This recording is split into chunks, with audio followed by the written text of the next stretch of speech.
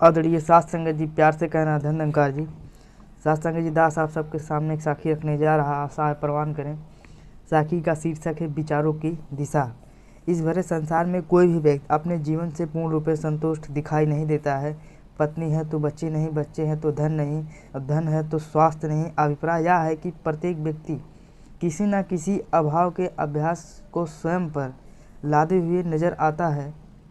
हर समय, हर क्षण, हर बात पर चीखते रहना जैसे मनुष्य का स्वभाव में सम्मिलित हो गया हो। मनुष्य कभी ईश्वर छाया को अपने विषय परिस्थिति का कारण समझ लेता है, तो कभी प्रारब्ध को अपनी प्रतिकूल परिस्थिति का कारण मान लेता है। कभी पारिवारिक रीति रिवाजों को अपने अभाव का कारण विचारता है एवं कभी समाज या वातावरण को दोषी ठहराता है, परंतु अपने अभाव या असफलताओं के लिए स्वयं को कदापि उत्तरदायी नहीं समझता। हमेशा किसी अन्य कारण का सहारा लेकर झूठा संतोष प्राप्त कर लेता है।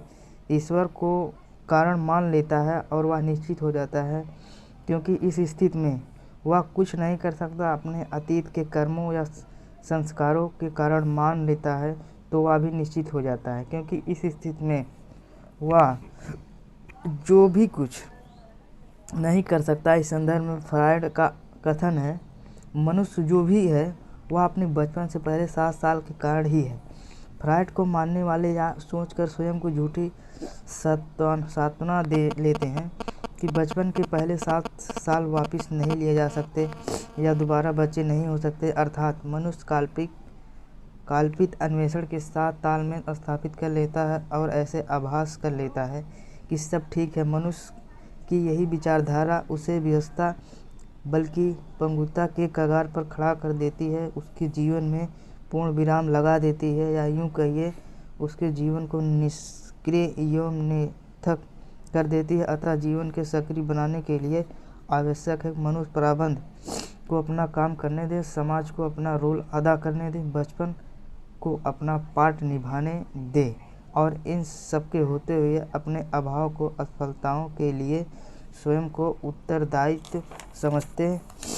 इसमें संदेह नहीं है कि आरंभ में मनुष्य को कठिनाइयों का सामना करना पड़ सकता है। कुछ समय तक उसकी मानसिक स्थिति भी गड़बड़ा सकती है, किंतु निरंतर प्रयास से अंततः वह प्रतिकूल एवं विषम परिस्थिति की सुंदरता को देखने, परखने और पहचानने के योग हो सकता है, क्योंकि अभाव और असफलताओं का आभास तो मनुष्य के लिए चुनौती है।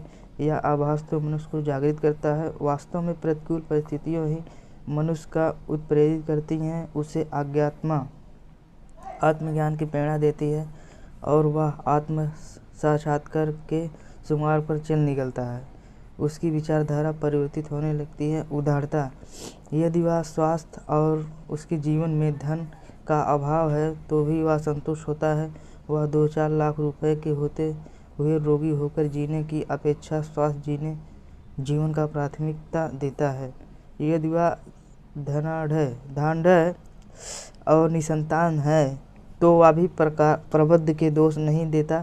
तब उसकी दृष्टि उन लोगों पर पड़ती है जिन्हें दिन भर चिलचिलाती धूप में पत्थर तोड़ने की मजबूरी करने के पश्चात भी 2 वक्त का भोजन नहीं मिल पाता।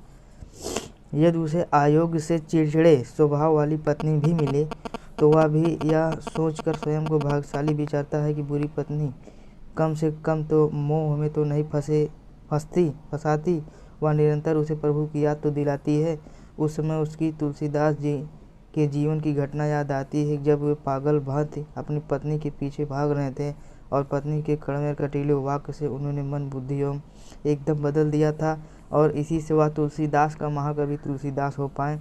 अभिप्राय यह है कि मनुष्य के विचार एवं सृजनात्मक दिशा ग्रहण कर लेते हैं, तब उसका जीवन सहज एवं सरल हो जाता है। वह प्रत्येक परिस्थिति को खुश रहने की कला से परिचित हो जाता है।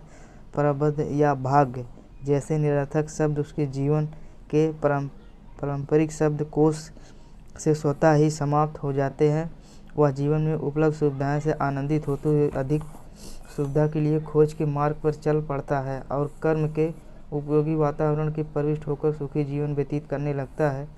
उसका व्यक्तित्व सुंदर एवं पवित्र गुणों का सुगंध, मस्ती और सुंदरता का एवं आकर्षक नमूना बन जाता है। जिस प्रकार गुलाब का फूल उपवन में खिले या वीरान जंगल में खिले, उसकी मस्ती, उसकी सुंदरता या उसकी सुगंध से कोई अंतर नहीं पड़ता है। इसी प्रकार सांसारिक उतार चढ़ाव उस मनुष्य के जीवन को प्रभावित नहीं कर पाते हैं। काश हम अपने विचारों को सकारात्मक दिशा प्रदान करते हैं। साथ संगत जी, प्यार से कहना। धन्यवाद।